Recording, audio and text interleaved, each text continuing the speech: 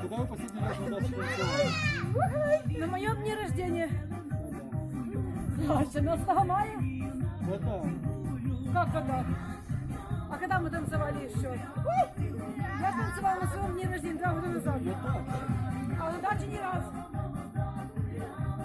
ну то спрашиваю.